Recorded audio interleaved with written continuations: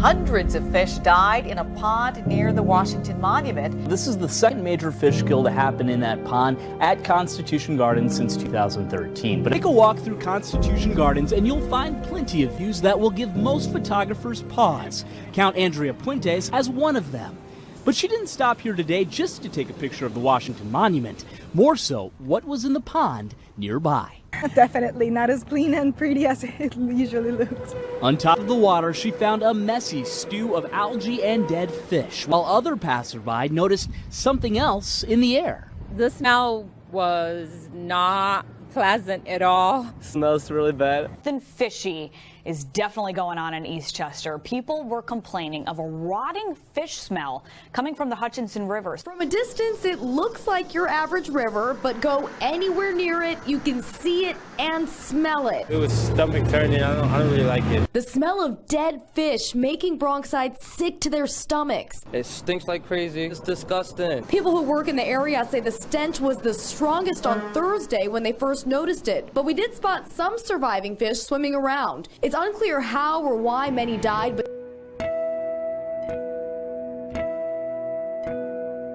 a fish-killing parasite is now prompting emergency measures along the Yellowstone River. Nearly 200 miles of the popular Yellowstone River is closed to the public, as thousands of fish have gone belly up in an unprecedented way. Officials in Montana suspect the cause is a human-spread parasitic disease. Fishing, rafting, swimming and other water-based recreational activities were banned for an undetermined amount of time as of Friday morning.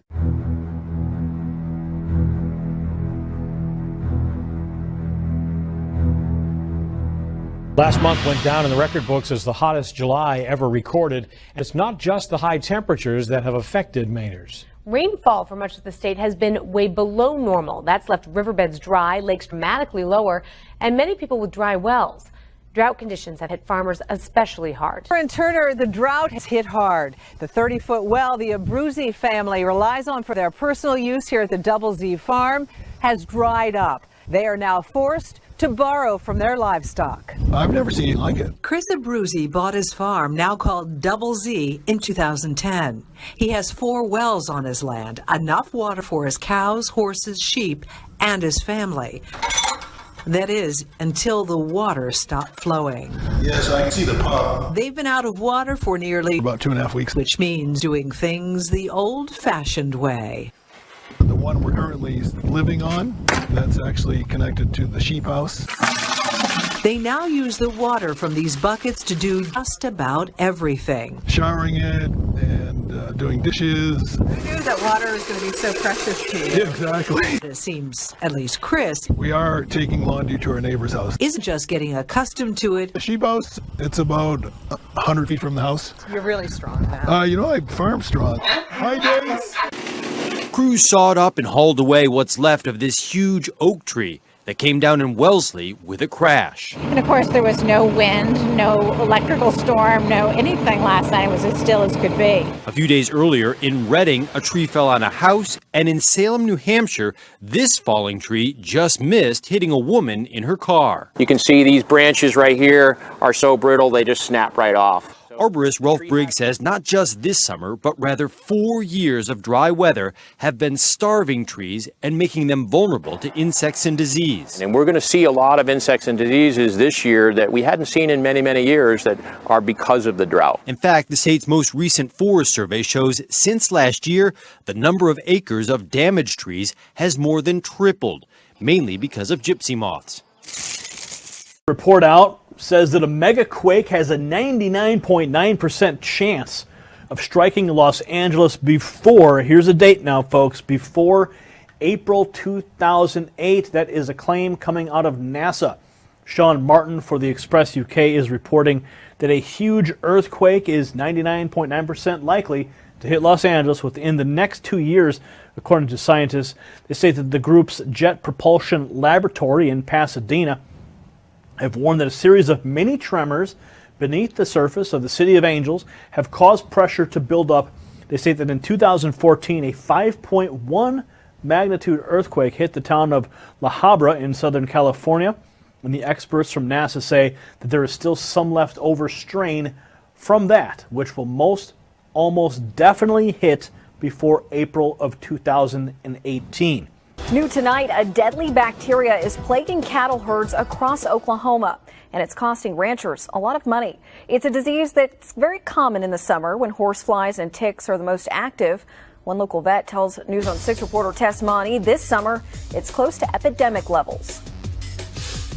It's a way of life. This land has been in Kimberly King's family since before statehood. My grandfather, great-grandfather, father, they all raised cattle. Now King is following in their footsteps, raising about 40 head of cattle on her Bixby ranch. I want to do the best I can for them and put out the best product to the consumer that I can. But this summer has been a rough one. King has already lost 3 cows to a blood-borne bacteria called anaplasmosis. These are actually mothers in production. So not only do you lose the mother, you lose a potential calf production. King's loss could cost her upward of $6,000. Beggs veterinarian Dr. Gary Bynum says the bacteria is transmitted primarily by horsefly and tick bites. The parasites affect the red blood cells and cause cattle to become anemic. Without treatment, they will die. And sometimes they get so anemic that they don't get enough blood to their brain and they kind of go crazy and they'll charge you. If caught early enough, there are treatments that can save the cattle, and ranchers can use things like minerals and vaccines to try and keep the animals from getting sick in the first place. Bynum has seen more than 30 fatal cases already, but with symptoms taking as many as 8 weeks to show up, the worst may be yet to come. So we will see this disease from now all the way into fall. Which means ranchers will be watching closely to keep their herds safe. Tiruvallur அருகே மர்ம காய்ச்சலால் கடந்த ஒரு வாரத்தில் 4 சிறுவர்கள் உயிரிழந்த சம்பவம் அப்பகுதியில் அதிர்ச்சியையும்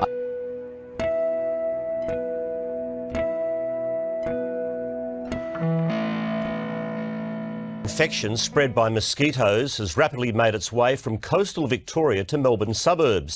It's called the Buruli ulcer and causes horrific open wounds that can lead to limb amputations. And a warning, some people may find images in this story confronting. Jan Smith says the last few months have been a living nightmare. I wouldn't wish it on my worst enemy. No, it's a horrible experience. The 72-year-old has a gaping wound on her leg called a Buruli ulcer. It's actually 1,000 bacteria behind the scab, eating away, forming gangrene. It all started when the grandmother was bitten by a mosquito while gardening in Rosebud. Fast forward only a few months, and her husband couldn't look at her leg without retching. He said, you can't see it, but from this angle I can see into your bone. Well, it's typically on exposed parts of their body, for example, the backs of their calves, their ankles and their elbows. In recent years, cases of the skin condition have jumped. In 2005, there were 17, but last year, that skyrocketed to 106.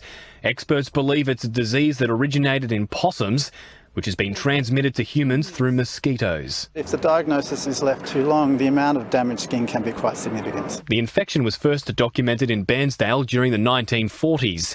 It spread to Phillip Island, Western Port and the Mornington Peninsula. But now, it's reached as close to the city as Hampton. In Florida, the Centers for Disease Control say mosquitoes infected with the Zika virus have spread to Miami Beach, but spraying the area could be difficult because of the high-rise buildings and strong winds. Officials say 5 people in the Miami Beach zone have been infected. That brings the total number of infections in 2 areas of the city to 36. Good morning. There is yet another travel advisory from the CDC, this one telling pregnant women to avoid the Zika zone here on Miami Beach. It's the second travel advisory. You might remember the first was west of here in the Wynwood area. This is only the second time the Centers for Disease Control and Prevention has issued a travel advisory inside the continental U.S. The Zika cases here on Miami Beach involve 3 men and 2 women. 2 of the 5 people are still here on the beach. 1 person has gone back to El Paso, Texas, the other to New York, and a 3rd person has returned to Taiwan.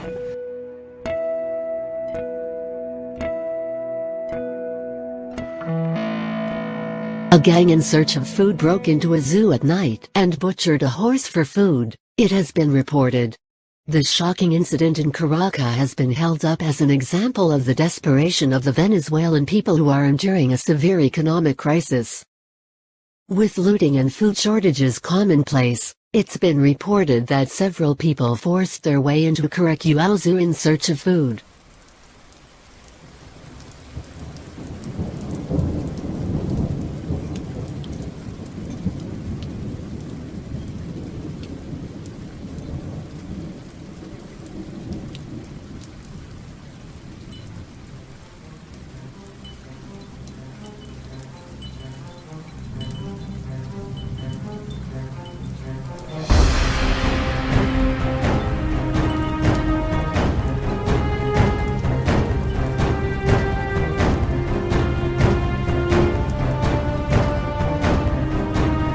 I just caught a bit of that. What are people showing up and doing? All they could tell us was that people are showing up and dying.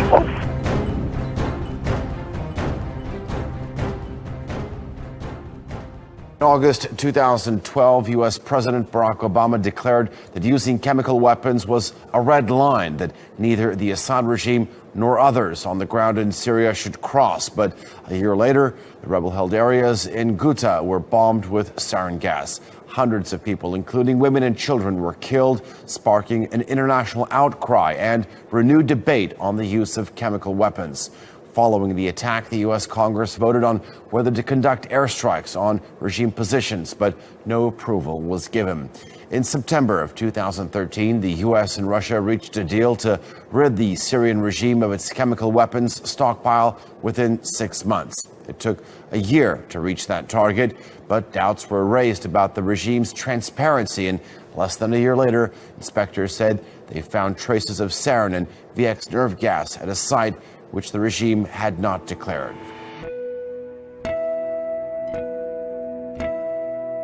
Turkish Prime Minister says that his country is willing to accept a role for President Bashar al-Assad during the transition period in Syria.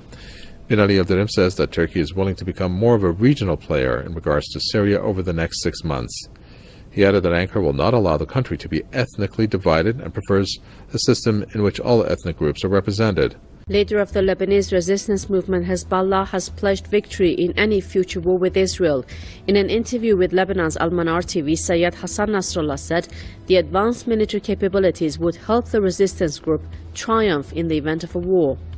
We got a lot of pictures. This is pretty awesome. This is a shelf cloud over Louisiana. Now it's a low, horizontal, kind of rolled shaped cloud.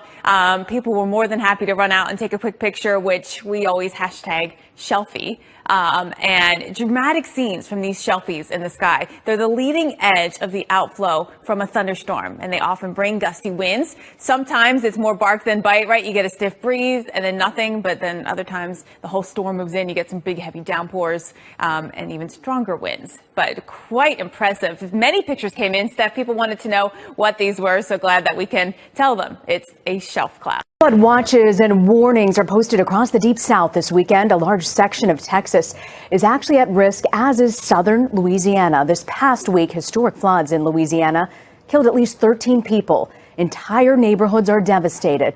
A massive cleanup is underway. Manuel Bajorquez is in the flood zone.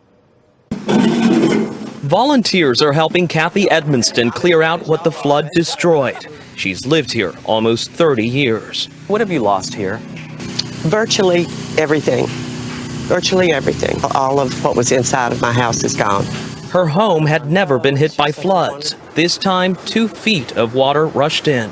We're going to be here for as long as we need to be. Edmonston was one of hundreds of flood victims at this community meeting in Sanama, outside Baton Rouge, learning how to apply for federal aid. FEMA says the number of people who have registered for assistance in the 20 affected parishes has jumped to more than 103,000, a one-week total the agency has not seen since Superstorm Sandy in 2012. 40,000 homes were damaged, and the water reached areas where many thought flood insurance was not necessary. Get him. Even those who helped in the rescue effort were not spared the devastation. National Guard Sergeant Justin Smith rescued a man from the Amite River last week, only to later find his own home had flooded. Now it is his family that needs help. Much like Kathy Edmonston, who says before additional federal aid arrives, the support from neighbors near and far is the only thing getting her through. Okay. All right, love you. Love you. Bye. Bye.